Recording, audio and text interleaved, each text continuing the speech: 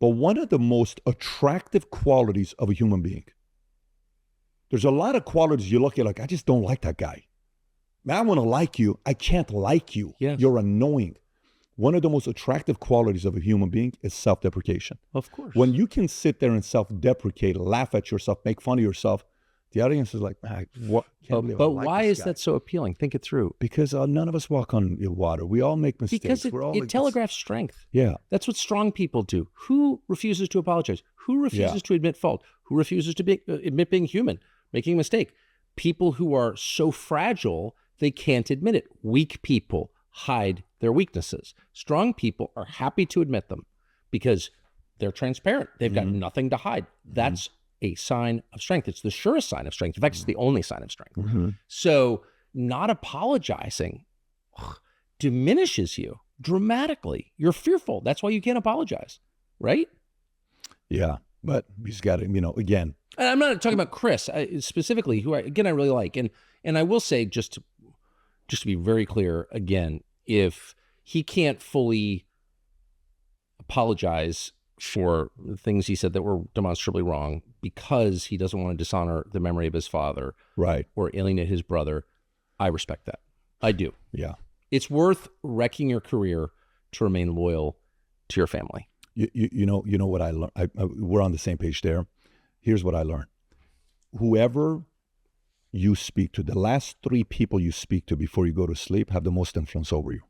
The last 3 people you speak to before you go to sleep. What if it's a dog? Well, that's good influence then. Yeah, that's a very good listener. Case, one of mine is a very intimidating, massive.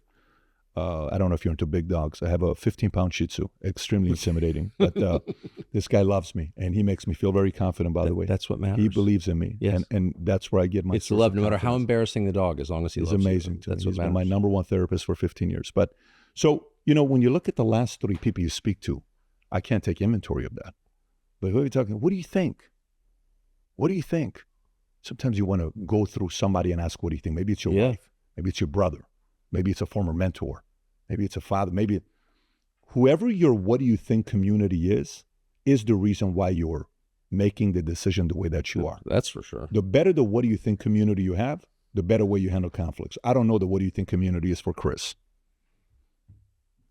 That's a really smart point. What's your relationship with him now? You're in a business relationship, right? We're doing a debate next. Dave Smith called him out, and I know you're a Dave guy. I like Dave a lot. Dave's a talent. Yeah, I love Dave. Yeah, Dave's I think he's a star that can be a superstar in the right environment. That guy has what it takes to really strive. Anybody that gets a chance to sign him, they should. And if he kind of signs with somebody long-term, 5 years, he finds a way. Should he be a comedian or a political commentator?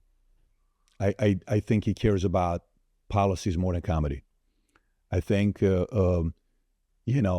he likes comedy. I think that's his creative side. But he has a serious side that he needs to find a way to tap into it. I don't know what his vision is. He knows what he wants to do with his life. But Dave and Chris will be having a Friday night debate at our Comedy Club Cigar Lounge in Fort Lauderdale, May 31st, 6 to 9 p.m. Live audience. Who's going to win? Whoever is straight up and doesn't play politics.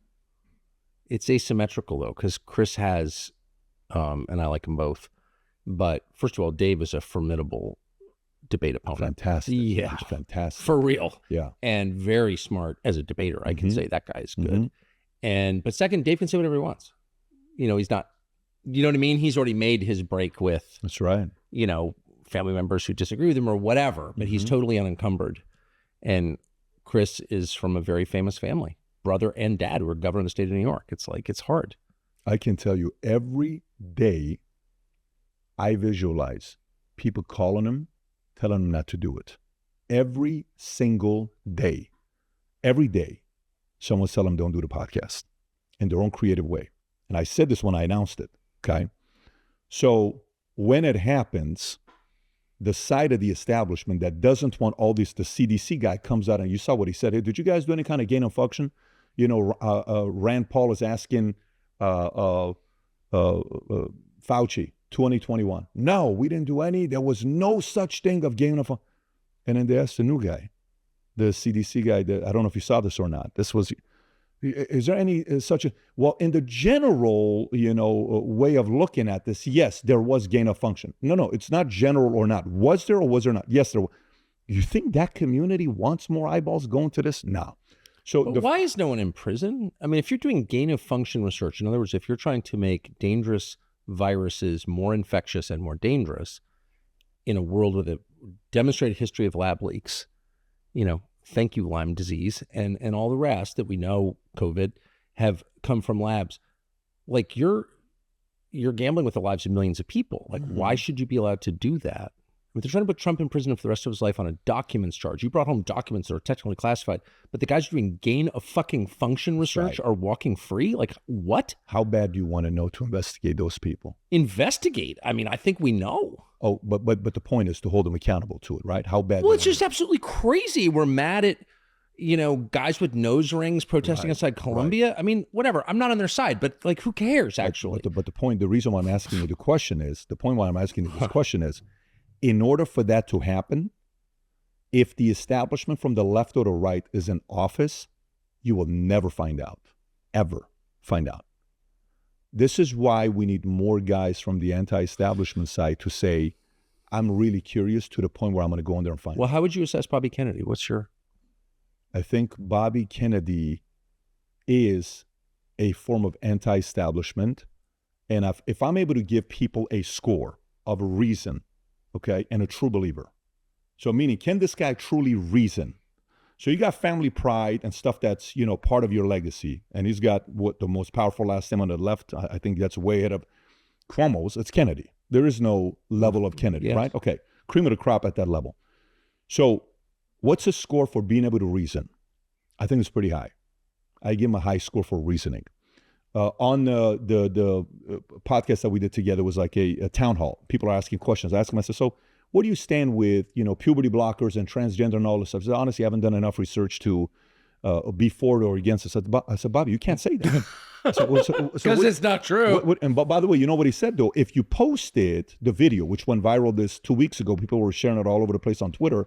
On the bottom, he said he changed his position on this 4 months ago and no longer supports it. Great. Guess what? That's a form of progress reason you're making that you could say, I was wrong. Here's where I stand with this now. Okay? All right, no problem. Vaccine. I'm sure you read the Fauci book he wrote. An absolute masterpiece of a book he writes. Okay, so he's got the COVID community, the vaccine community that didn't want to be forced to take it, who don't like Fauci. He's got that side. I put him as an anti-establishment, but I still think he's got a lot of stuff that's on the left as a Democrat, even though he's an independent. But I think he's a necessary voice. I do think he's going to get in the way, though, of Trump. Thanks for watching our YouTube channel. We hope you'll subscribe to it. And by the way, you can hit the little bell on there and get notifications every time we produce a video. We hope you'll do that also.